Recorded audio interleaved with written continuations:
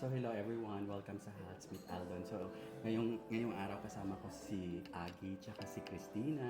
So ang gagawin namin ay mag-feedback kami dun sa pinanood namin kanina na anong title nun? Hello, Love. Hello Love Again. So sino nga yung bida? Si Catherine Catherine at si Alden Richards. So ano yung mga natutunan niyo sa movie? Nakarelate kayo sa movie? Kasi nakita ko kanina umiiyak kayong dalawa eh. Kumbaga, everything is not easy. Pag nag-work ka sa abroad, you're always not on the top. Para mag-start ka From the very bottom talaga, no? Kung saan So, doon ka naiyak sa yung... Doon ka naiyak nung umiyak na si Catherine ka yung nag-argument na silang dalawa. Yeah. Kasi si Alden sabi niya, hindi na niya kaya. Hindi niya kaya. Pero para nag-strive pa rin ng heart si Catherine. No, we don't have to give up. Kasi nasimulan na natin eh. Parang gano'n, di ba? Di ba? Pero hindi nga kinaya ni Alden kasi parang hindi siya sanay. hindi siya sanay.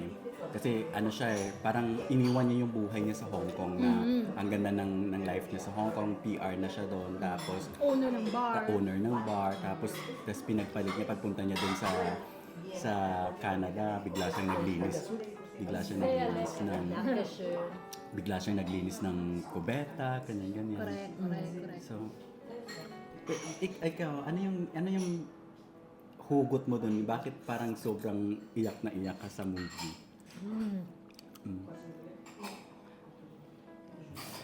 Aside dun sa... Paano ba? Aside dun sa the Kailangan whole ko- film. Ano yung lesson na natutunan mo dun sa movie? Wala akong lesson na natutunan, but it's more on like Reflecting. reflecting siya and healing at the Healing. same time. Healing. Kasi my situation or my scenario doon sa movie na marireflect mo nga sa OFW Ganun, correct. na Because, makikita mo yung self mo Correct. Yung in that situation. ako naman, yung pinaka natouch ako, yung time na mamamatay yung tatay Dad. ni tapos Alden. hindi siya nakaabot, hindi siya Yung nakaabot. dun niya. Diba?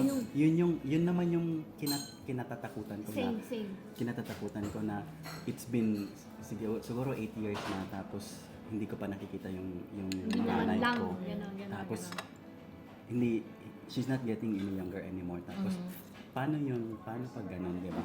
Na mayroong chance na makita pero hindi pa pinapayag ng tadhana na makita, kasi unang-una yung gastos, 'di ba? Ang mahal. Kaya isa din yun sa That kinatatakutan hits ko. you. That kinatatakutan. Yun yung pinaka Bali yun yung fear mo na fear reflect mo sa movie. doon sa movie na yun. Yung nakita mo na yung situation niya It can- nangyari sa kanya. Tapos isa din sa nangyari yung paglipat niya nga ng lugar from Hong Kong to Canada. Doon ako nakarelate sa So, doon having a sa comfort zone, bigla kang... biglang bagsak na gano'n na mag-uumpisa ka Zero. from the very beginning talaga na grabe yung paghihirap na mararanasan mo. Doon talaga yung shit. Yeah. Nangyayari talaga siya in real life. Correct. Sobrang relate ka doon, no? Sobrang nakaka-relate ako. Ikaw, ano pa yung Ano pa ba? ano yung naman nakakatawa? Ako mas nag-enjoy ako doon sa mga banat ni Ni Joros Joros, Gamo. yeah. Parang feeling ko siya yung nagdala ng movie. Galing-galing. Siya talaga every time na may tumatawa sa Tsaka lahat cinema. acting Siya lang. talaga. Oo, siya yung nagdala ng movie talaga, in fairness. Natural. Very natural. Natural. Walang Tsaka, parang... Magaling. Ang galing ng Cha-cha-ra-cha-ra. yung Batuhan kay, na line? tsaka kay Catherine, Jenny. tsaka ni Alden, na yung nila, yung chemistry nila sa isa't Meron. very natural din siya, no? Parang grabe. Nakakaaliw. Yeah. Parang buhay na buhay sila. Totoo. It's not for the sake of the film, or the way they act, it's really in real life. Kaya, Totoo. Si Catherine hindi OA, Alden also, no?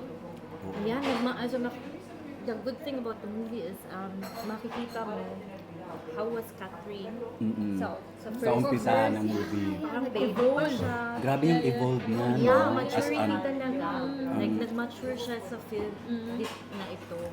Makikita mo na iba na siya yung mindset niya. Gano. Palaban pa lang siya, as aggressive, may goal talaga siya, gusto niya talaga. Pero Sobrang ganda. nag-mature. Yeah, nag-mature yung role. super Sobrang ganda nag-mature yung siya. role Yan, niya. yan, yan. Nag-mature. Nadala talaga. Yeah. Ang galing ng pagkagawa ng movie. Yeah, as the plot, it's like the emotions. It's like a roller coaster na roller minsan coaster. tatawa ka, tapos Diba? bigla kang iiyak, tapos may iiyak ka na naman. Yeah, malulugod ka, tapos Isi-switch ka. Yeah, yun nga. May time pa na parang naging horror yung time na bigla silang magigising siya. Tapos yung mga tao biglang, Parang nag-stop yung mundo nila kasi never nila nakita si Catherine na nagkaroon ng kissing Bed scene. scene sa yung unang movie. Yeah, first niya yun. First time niya yun. Kaya lahat ng mga tao na nanood parang biglang nagulat sila na Yan. nakakatuwa. Ano pa? Pero in fairness, masarap din yung noodles nila. Yeah. Really. It's really like don't switch. I Very really enjoyed ano the film. Yeah. Worth It's it. Worth it. Maraming salamat We sa woke ano up at mo, 2. sa Yeah. shrink mo. Yeah, Guyana. At maraming salamat Maraming din salamat for the sa long drive. for the long drive. For the At sa safe drive. You're welcome. Oh. Without you, we're not here. True. At sa breakfast mo, And sa So, lahat may breakfast, contribution. Yeah, Lahat diba? naman. Teamwork. teamwork lang may contribution. Diba? Yun yung maganda siguro. Siguro isa din sa factor kung bakit lahat tayo mga OFW, parang ano na tayo, yung may initiative ba na kailangan ito gawin, isa na gawin. Yung hindi kailangan na, ikaw to. Kasi sa atin kasi masyadong dependent yung ibang mga friends, di ba? Like for example, yayayain yung isa, magdidepende sa lahat, di ba? Yun yung naging ano ko, yun din yung isa sa mga learnings ko bilang isang OFW Yeah, na me too, parang me too. natuto akong maging independent sa Same lahat ng thing. bagay kasi strong. Kaya you can deal with different characters. Lalo sa mga Pilipino Totoo. na. Because especially back in Changchun, different character. You live in one flat with 5, 10 Filipino and then from that you 5 learn. to 10. Yeah, we were smashed in one flat sardines before, yeah. And really OFW, no? You don't Okay. complain. So, Kasi Kaya nga parang katulad din sa lang movie Yeah, na ganun. nagsama-sama sila sa sabi mo, nangyayari ba dito sa Canada. I mean Sa dito Germany. sa Germany, Germany. yeah, of course. Of course, mayroon ding mga Yeah, iba, yeah, may mga yeah. iba na nagsasama-sama sila sa araw. Kasi alam mo naman ang mahal ng renta dito sa ano kung hindi tayo for example, kung ano lang, kung for example wala tayong mga asawa, for sure magsasama-sama Sobrang tayo rela. mga Yeah, Pilipino. of course, Kasi of course. kasi kung saan tayo makakatipid, doon Doon tayo. tayo. Yun yung ano natin, isa sa mga strong na ano Tsaka, natin. nag-OFW tayo for how many years before Totoo. we moved here. Kaya na-relate natin yung film. Yung mga sacrifice na Yung mga ginagawa. sacrifice, Yung grabe. nabuntis Yung, nabuntis oo. yung sister Yeah, niya. yeah. And then you send Diba? money. Then sabi niya, as in, nakikita mo talaga sa reaction ni Catherine, parang disappointment, diba? Pero sabi niya, okay, I will still send you money. As Isa din sa isa din dun sa scene na nakarelate ako. Although wala akong utang, pero yung ibang mga nag-a-abroad, 'di ba? Yung parang nag-a-abroad lang sila para pambayad ng mga utang ng mga ka-relatives nila. That is Which ouch. is That's really ouch. Grabe, no? Yeah. Which is nangyayari din talaga sa may totoong scene bang buhay. gano'n? May scene na ganun, 'di ba? Yung si Richard nagkautang-utang. Ay, si kapatid si ni Alden Richard nagkautang-utang yun. siya. Kasi nga nag-close na, kaya nga siya nasaksak doon sa ano kasi hindi siya nakapagbayad ng utang. So, yun. Kaya nga naging ano siya, diba? It made him humble. It made him humble kasi pagbalik niya sa Canada ulit, doon na siya na inaccept niya na doon sabi ko sa kanya, di ba? Talaga ako. Ayan, nandun na siya sa acceptance Yeah, stage na kung yeah, saan yeah, yeah. okay na siya Okay na siya mamulot ng mga basura. magpunas, ganyan. Kasi natanggap niya na eh. Nag-clean na siya ng toilet. Natanggap niya na Ang kasi. galing, galing. Ang ganda So, nung ano na yun, ang story na yun. Yun yan. Yung story. Kailangan Nakita mo kasi, Learn yung lesson na yun. yun din yun. Isa din sa mga factor Di ba, na accept? gustuhan ko kasi dadaan ka muna sa kunwari kung halimbawa maganda na yung buhay mo from the past and then maggagawa talaga ng way si Lord na iha-humble ka niya.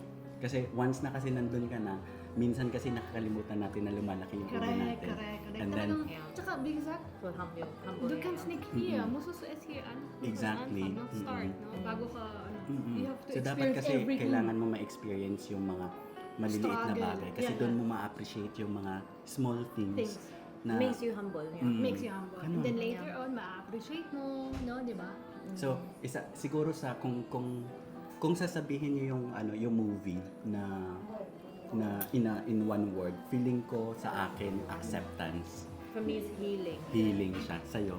Yeah, acceptance and healing goes and love. Mm. So ayun, so yun yung mga feedback namin sa movie. So thank you so much sa mga naibigay niyong inputs. Grabe, ang ganda talaga. Yeah. Worth it. Worth it siya pag example kung mga OFW na hindi pa nag-showing sa inyong tapos pag mag-showing, i-watch niyo talaga kasi napaka-worth Worth niya. it siya. Worth it niya talaga. Worth it Sobrang siya. ganda, Kahit sobrang ganda. nag-wake up tayo ng 2 a.m. Yeah, just to see this film, support the Talaga. Filipino film, support the local film, True. you know. Yeah. Although kahit kayo hindi niya dapat kayo mag-support kasi mga German na kayo pero grabe nandun pa rin yung puso We're a niyo. German, Filipino, we're a German, but but we're still from heart. Filipino by heart. Yeah. So ayun, so thank you so much guys for watching. See you again on our next vlog. Ciao! Bye.